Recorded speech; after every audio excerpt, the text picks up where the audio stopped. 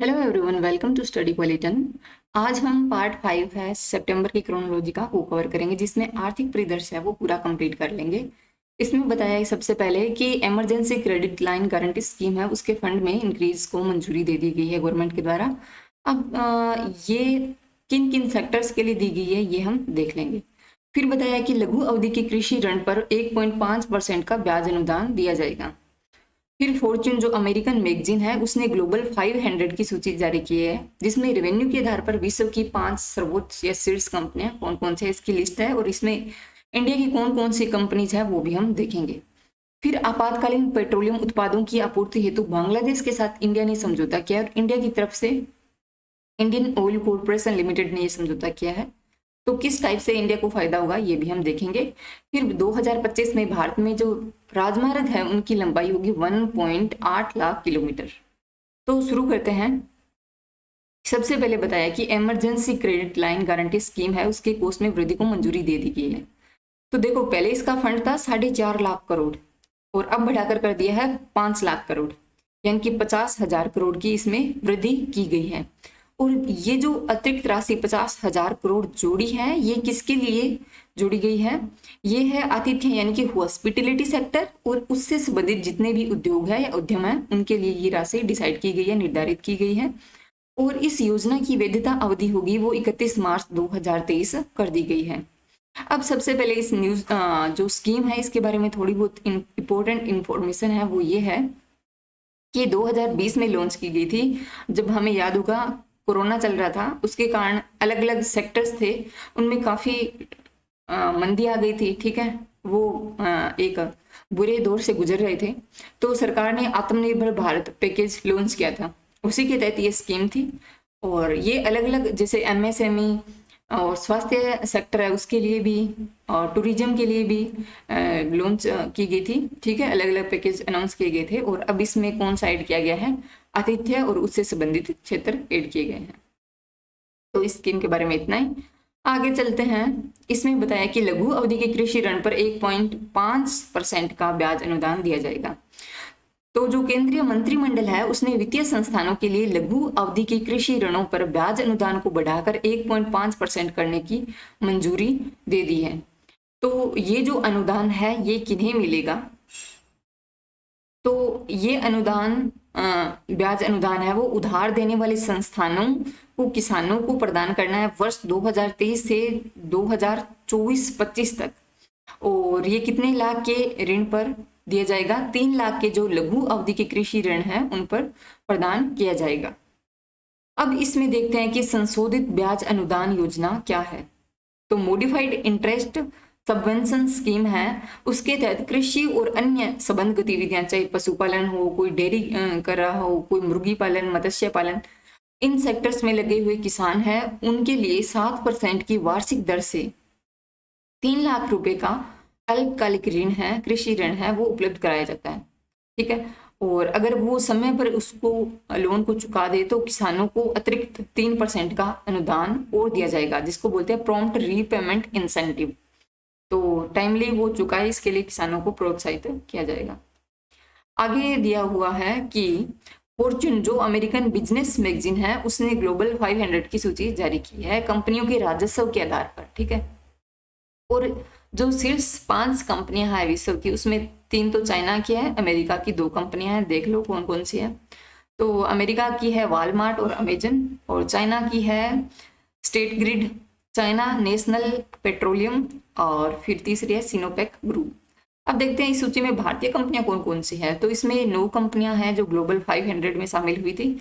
इसमें 4 तो है निजी सेक्टर की, प्राइवेट सेक्टर की, और 5 है सार्वजनिक क्षेत्र की। इसमें LIC है जिसका स्थान था 98वां। फिर रिलायंस इंडस्ट्री भी शामिल रही, इंडियन ऑयल कॉर्पोरेशन, ONGC, भारतीय स्टेट बैंक, भारतीय petroleum corporation limited, Tata Motors, Tata steel और राजेश एक्सपोर्ट्स, ये कंपनियां शामिल रही। फिर देखो कि आपातकालीन पेट्रोलियम उत्पादों की आपूर्ति हेतु बांग्लादेश के साथ समझौता किया है इंडियन ऑयल कॉर्पोरेशन लिमिटेड ने। जो ढाका में सड़क और राजमार्ग विभाग है उसके साथ ये समझौता हुआ है, और इस समझौते के माध्यम से बांग्लादेश के क्षेत्र के माध्यम से भारतीय पूर्वोत्तर राज्यों में पेट्रोलियम उत्पादों की आपातकालीन ढुलाई संभव हो पाएगी। तो इस व्यवस्था के अनुसार पहले तो जाएगा पेट्रोलियम टैंकर आसाम से जाएगा मेघालय में, और मेघालय के बाद में ये इंटर करेगा बांग्लादेश से होते हुए त्रिपुरा में। और इसमें क्या होगा, जो इंडियन ऑयल कॉरपोरेशन लिमिटेड है वो बांग्लादेशी जो राजमार्ग है उनके उपयोग के लिए शुल्क वगैरह भी चुकाएगा। तो इसमें ये मैंने मैप ऐड किया है, आप देख सकते हो कि सबसे पहले पेट्रोलियम टैंकर है वो आसाम जाएगा, आसाम से मेघालय। अब देखो ये वाला रूट लेते हैं, मेघालय से होकर फिर वापस से आसाम में इंटर करेगा, फिर बाद में इधर पहुंचेगा। तो इससे अच्छा यही है कि आसाम से मेघालय से बांग्लादेश होता हुआ सीधा डायरेक्टली ये त्रिपुरा पहुंच जाएगा। तो ये थोड़ा सा मैप था, ठीक है। अब हम देखते हैं कि भारत में 2025 तक 1.8 लाख किलोमीटर का राजमार्ग हो जाएगा। तो ये जो स्टडी वगैरह है, रिपोर्ट वगैरह, ये पब्लिश किया bank of America securities India द्वारा। इसमें बताया है कि भारत में 2025 तक 1.8 लाख किलोमीटर का तो राष्ट्रीय राजमार्ग और 1.2 लाख किलोमीटर की रेल लाइन बन जाएगी। और इस रिपोर्ट में ये भी कहा है कि 1950 से 2015 के बीच में भारत में केवल 4000 किलोमीटर राष्ट्रीय राजमार्गों का निर्माण किया गया था, और जिससे वर्ष 2015 में राजमार्गों की कुल लंबाई कितनी थी, 70,000 किलोमीटर हो गई थी। और 25 तक हो जाएगी 1.8 लाख किलोमीटर, और जो पिछले 10 सालों में 133% की जबरदस्त वृद्धि होगी। रेलवे नेटवर्क के बारे में बताया गया है कि जो 1950 में केवल 10,000 किलोमीटर था, 2015 में 63,000 किलोमीटर हुआ, 2025 तक ये 1.2 लाख किलोमीटर पहुंच जाने का अनुमान है। कुछ अलग तथ्य भी बताए हैं, तो देख लो कि बंदरगाह क्षमता 1995 में केवल थी इंडिया के पास 777 MTPA, 2015 में होगी 1911 MTPA, और 2025 तक हो गई ये हो जाएगी मतलब 3000 MTPA। फिर 2021 में देश की 89% आबादी तक स्वच्छता की पहुंच है, जो 2015 में केवल 43% के पास थे। रसोई गैस कवरेज हमें पता है 100% हो चुका है, उज्ज्वला योजना जो हमने चलाई थी। और फिर बाद में 96% घरों तक बिजली की पहुंच हो चुकी है, जो 2000 में केवल 56% लोगों या घरों के पास थी। तो इसके लिए हमने सौभाग्य प्रधानमंत्री बिजली हर घर योजना चलाई थी क्या। फिर जो जल कवरेज है वो हमारा टारगेट है कि जल जीवन मिशन के तहत हम 100% कवरेज करेंगे 2024 तक, ये भी हमें याद रखना है। अब आगे देख लो कि 2G एथेनॉल प्लांट है वो राष्ट्र को समर्पित किया गया है। तो 2G यानी कि सेकंड जनरेशन। तो सेकंड जनरेशन प्लांट कौन सा होता है, यानी कि सेकंड है तो फर्स्ट भी होगा। तो फर्स्ट जनरेशन एथेनॉल प्लांट वो होते हैं जहां पर जो क्रॉप्स होती है, जैसे कि कोई क्रॉप हो गई गन्ना, गन्ने का जूस, या फिर मोलासिस, या फिर कोई स्टार्च वाली क्रॉप्स हो गई जैसे कि मक्का, या फिर कोई अदर ऑयल सीड वाली क्रॉप हो गई, उनका यूज किया जाता था। ठीक है, इससे क्या होता था, जो कृषि प्रोडक्ट्स है उन पर कहीं ना कहीं दबाव पड़ता था, क्योंकि पेट भरने के लिए भी तो चाहिए होती है ये फसलें, खाद्यान्न वगैरह। तो जो सेकंड जनरेशन एथेनॉल प्लांट है उसमें इस प्रॉब्लम को दूर करके क्या किया जाता है कि जो वेस्ट प्रोडक्ट होते हैं, खास करके जैसे कि भूसा हो गया, जैसे पराली होगी चावलों की, या फिर गेहूं के बाद भी जो भूसा बचता है तूड़ी वगैरह, और या फिर कोई इंडस्ट्रियल वेस्ट है, या फिर कोई घरेलू कचरा है वो निकल रहा है, तो इन चीजों का उपयोग किया जाता है इन संयंत्रों में। और अब तो third generation, fourth, fifth, sixth भी आ चुके हैं, हालांकि इतने ज्यादा नहीं खुले हैं। थर्ड जनरेशन में क्या होता है, उस एथेनॉल प्लांट में जो मेराइन प्रोडक्ट्स जैसे एल्गी होता है उनका यूज किया जाता है।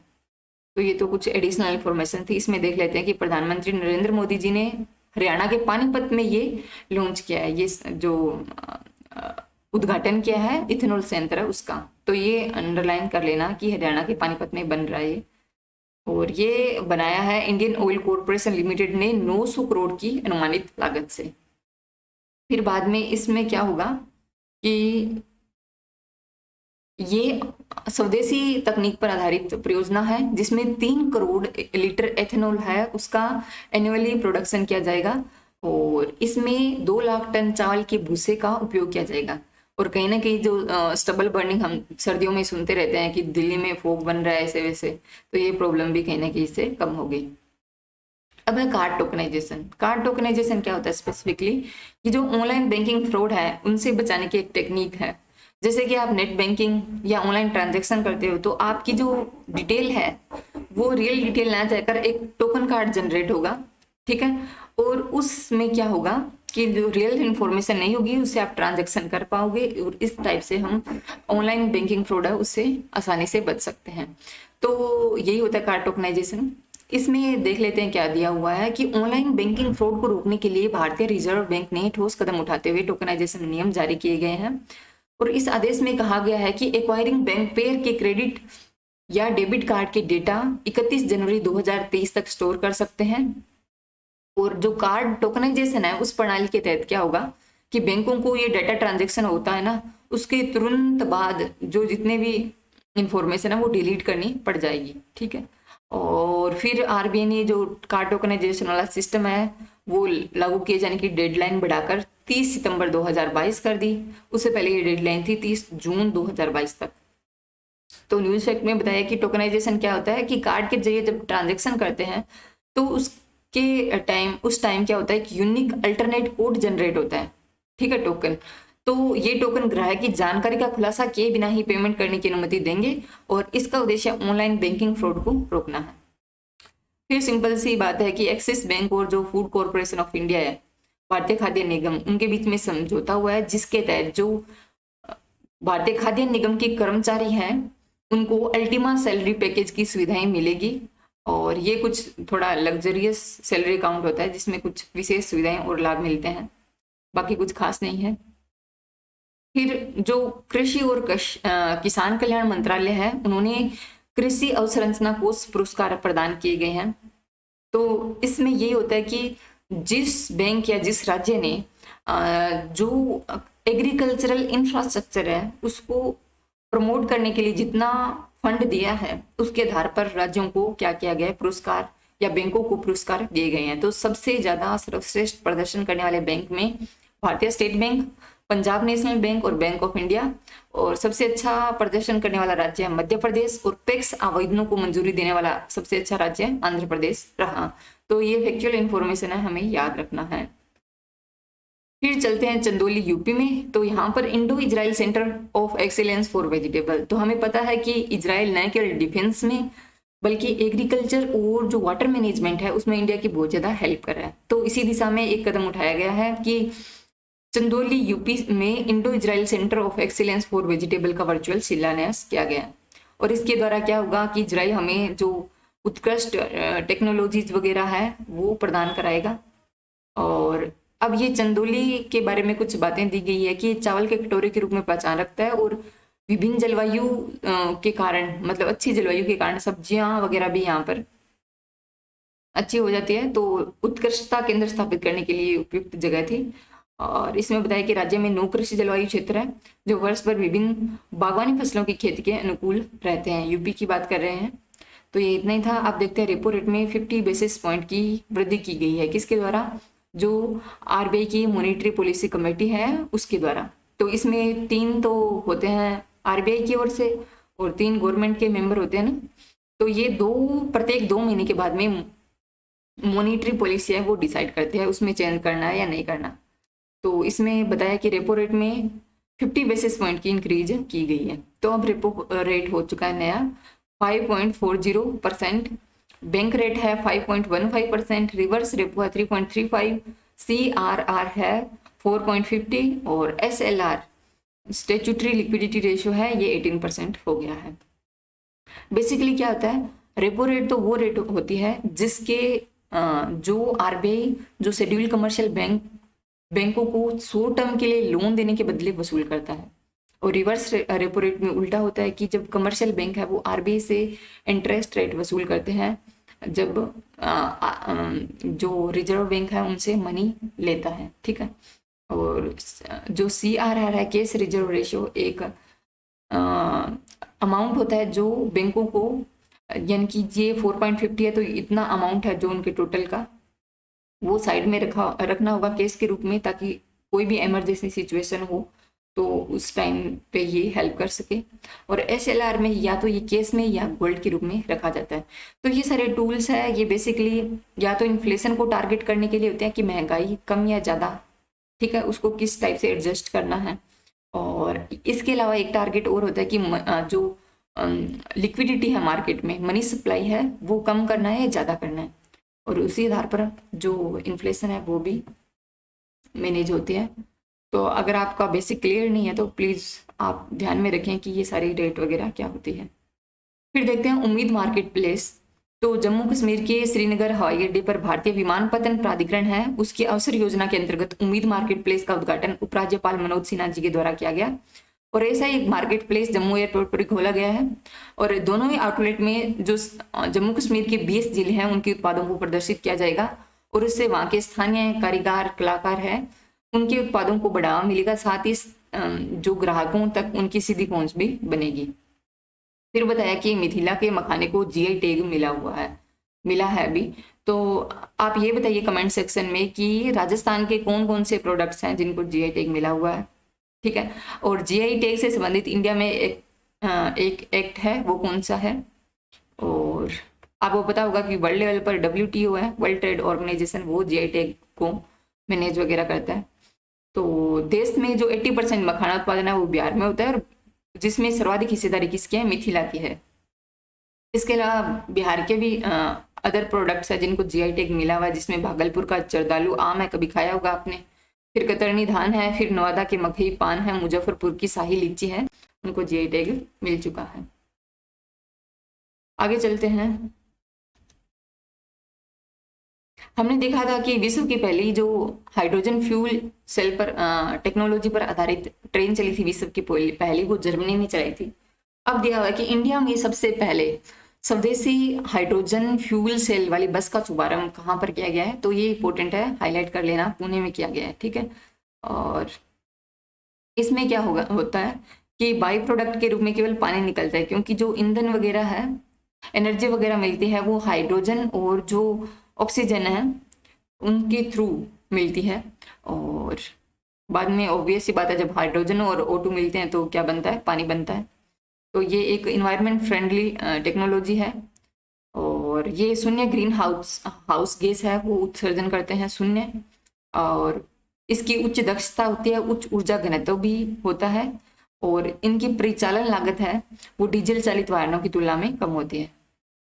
बाद में बताया कि इस अवसर पर डॉक्टर जितेंद्र सिंह ने CSIR NCL में बिस्फेनोल A पायलट संयंत्र का भी उद्घाटन किया है। बिस्फेनोल A क्या होता है, एपेक्सी रेसिन पॉलीकार्बोनेट अन्य इंजीनियरिंग प्लास्टिक के उत्पादन के लिए एक महत्वपूर्ण फीड स्टॉक है। फिर बताया सुपर वासुकी के बारे में। तो सबसे पहले कौन से रेलवे जोन या रेलवे मंडल ने ये ट्रेन चलाई थी, तो ये इंपॉर्टेंट है, दक्षिणी पूर्वी मध्य रेलवे। आप देश में कितने रेलवे जोन है वो भी बताइए कमेंट सेक्शन में। अब ये क्या है, देश की सबसे लंबी मालगाड़ी बोल सकते हो, बन चुकी है, जिसमें 6 इंजन 295 वैगन्स 3.5 किलोमीटर लंबी, सोच सकते हो आप, 3.5 किलोमीटर लंबी, और ये चली थी छत्तीसगढ़ के कोरबा से नागपुर के राजनांदगांव के बीच में, और इसमें 27,000 टन कोयला था, ठीक है। और इससे पहले भी वासुकी नाम की ट्रेन चलाई थी इंडियन रेलवे ने, मालगाड़ी थी जो खाली थी और 5 मालगाड़ियों को मिलाकर बनाई गई थी, और ये ट्रेन चलाई गई थी रेलवे के द्वारा आजादी के अमृत महोत्सव कार्यक्रम के तहत। फिर ये काफी इंपॉर्टेंट चीजें हैं तीनों ही, कि सबसे पहले तो भारत सरकार ने राष्ट्रीय जैव ईंधन नीति के तहत संशोधित लक्ष्य क्या डिसाइड किए हैं कि 2025-26 तक भारत 20% एथेनॉल ब्लेंडिंग का टारगेट रखकर चल